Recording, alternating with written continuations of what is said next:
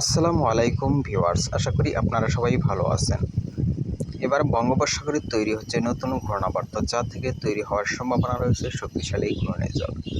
তো ইসিএমডব্লিউ মডেল থেকে এবং জিপিএস সিস্টেম থেকে দুটি সাইড থেকে যদিও ঘূর্ণিঝড় লক্ষ্য করা যাচ্ছে, দুটি সাইড থেকে কিন্তু ঘূর্ণাবর্ত লক্ষ্য করা যাচ্ছে।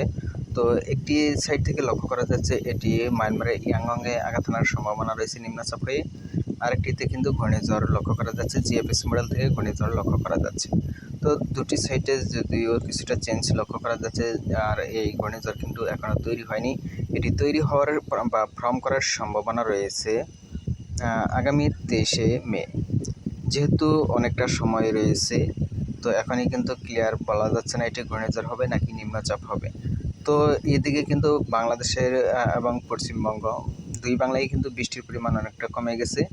আস্তে আস্তে কিন্তু আগামীকাল থেকে বৃষ্টি অ্যাক্টিভ হওয়ার সম্ভাবনা রয়েছে, বিশেষ করে বাংলাদেশের সিলেটে, ময়মনসিংহ এই সমস্ত অঞ্চলের কিছু কিছু অঞ্চলে, এছাড়াও অস্থায়ীভাবে স্থানীয় মেঘের প্রভাবে কিছু কিছু অঞ্চলে বৃষ্টি পরিস্থিতি সৃষ্টি হওয়ার সম্ভাবনা রয়েছে। এছাড়াও রাতের দিকে আমরা আরও একটি আপডেট দেওয়ার চেষ্টা করবো ইনশাল্লাহ।